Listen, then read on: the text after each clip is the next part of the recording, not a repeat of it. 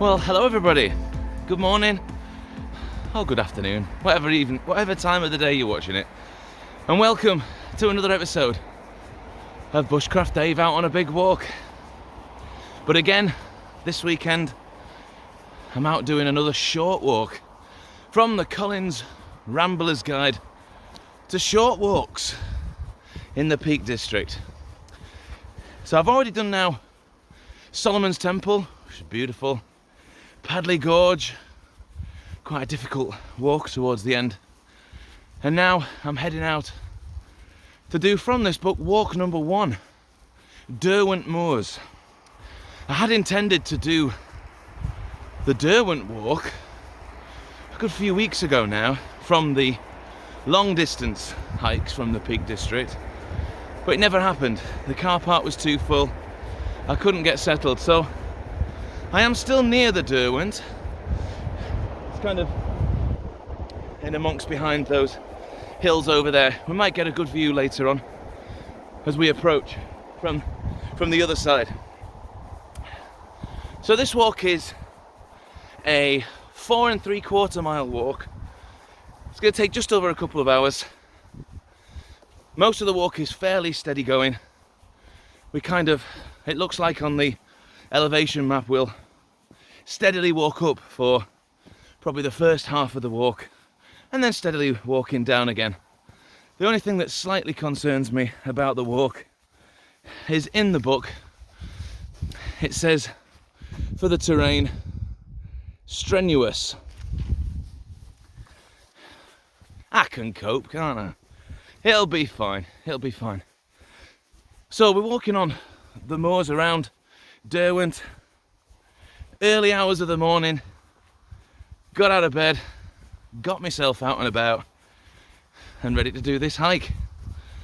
So I hope we get some wonderful footage, some beautiful scenery. The cloud cover's pretty full at the minute, so still fairly early. See if the sun bursts through at some point. Well, thank you so much for joining me again, and let's go on this adventure.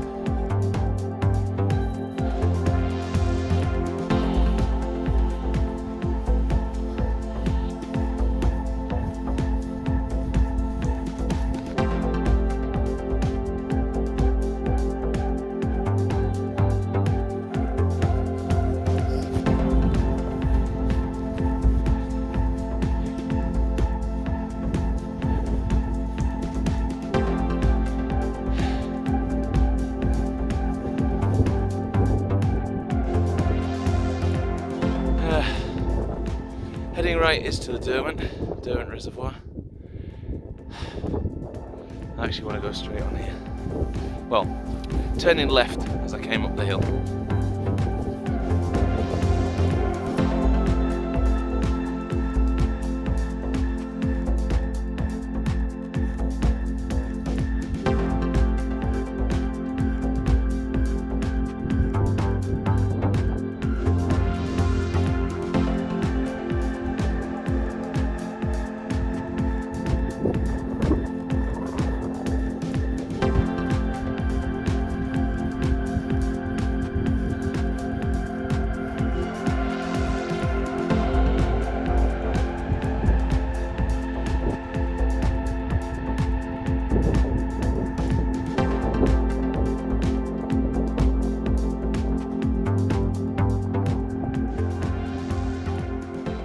So I think I got this a bit wrong. I've been calling it Derwent Reservoir,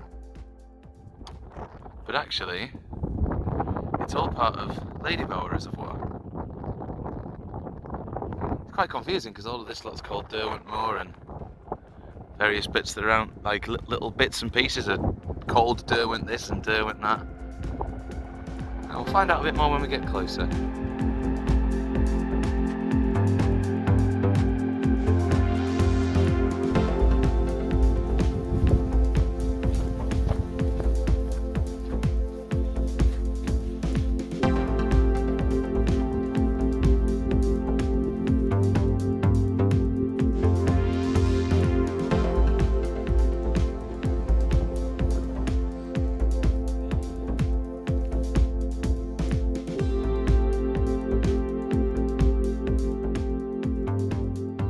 Ladybower Reservoir.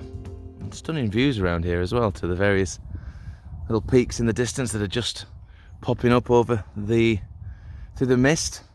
But the reservoir itself was built between 1935 and 1943, and it resulted in the drowning of the villages of Ashopton and Derwent, and created what was at the time the largest reservoir in Britain. And apparently during exceptionally dry summer months, you can see the foundations of Derwent village. The last time this happened was 2004, when some remains such as the church gate posts and a bridge over the River Derwent was still clearly visible. Ashopton was located to the south of the A57 viaduct and was more extensively demolished in 1943 before the reservoir was flooded. What little remained was covered in silt many years ago.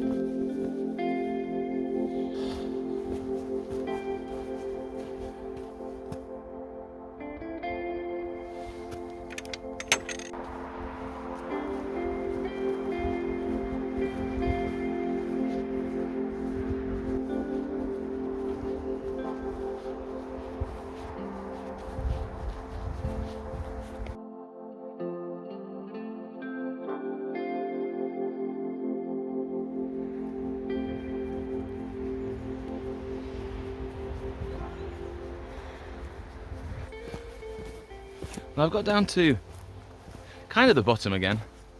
I've got to go a little bit back up now. I reckon I've probably still got about 25 minutes left walking to go, which is good. But I just wanted to stop and say, as I got down to the bottom before I started having to go back up again, wow, the smell's coming out of the pub at the bottom there. I believe it's called the Ladybower Inn, and oh, I haven't had a Sunday dinner for a long time. Maybe I'll try and do a Trangia Sunday dinner, maybe. I've already done a Christmas dinner, so it's got to be possible, yeah?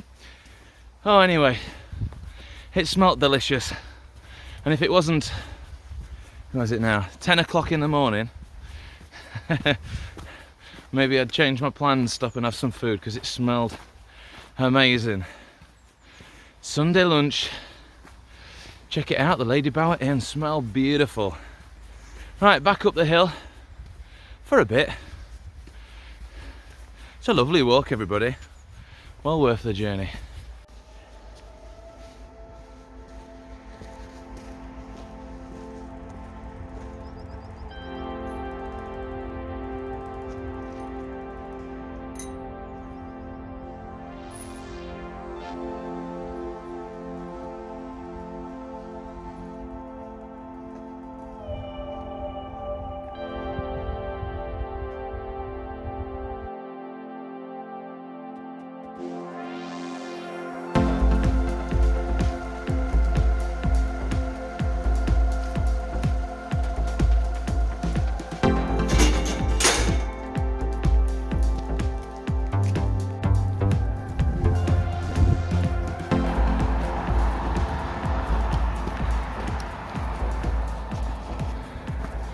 Right then everybody, thank you so much for joining me today. It's been a nice little short walk, exploring the moors, Derwent moors, looking at Ladybower Reservoir, went through Ladybower Wood, and just below me here is what's called Cutthroat Bridge. The car park I parked at is actually just a little bit further up the road as well, called Cutthroat Bridge Car Park. But I thought I'd tell you why it's called Cutthroat Bridge. Nice little cheery note to leave you all on. So it's called Cutthroat Bridge because it's the site of where a man was found in 1635 with a wound to his throat, barely alive. And he was taken to Bamford Hall, where he died 2 days later. So he didn't survive. Bless him. But the bridge was built in 1821, and the story was still around in the local area, so they called it Cutthroat Bridge. Gruesome, but pretty cool. So yeah, again, thank you for joining me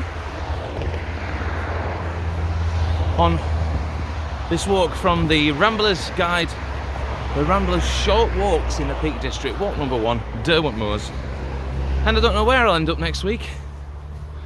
I'm kind of keeping an eye on weather and when it starts to get light and stuff like that, so could well be another short walk. Mrs. Bushcraft Dave says I haven't done much cooking in a while, so maybe I'll do a cooking video. Maybe I'll do something like that. Maybe just head into the woods, not do a big walk or even a short walk, just head into the woods and cook myself up a little treat. Oh, feel like I need to do a camping trip at some point as well soon. I'm missing being out of my tent, like coming out somewhere and staying out. It's one of the things I really enjoy about being out and about. I love the walking, it's great exercise and you get to see so much, but I quite want to stay out in it as well and wake up in it, no matter how uncomfortable or cold I might end up getting. It's been a pleasure. If you've got any thoughts about what you'd like to see me do next, stick a comment in, give me some ideas, guys. But as always, thank you so much, and I will see you in the next one.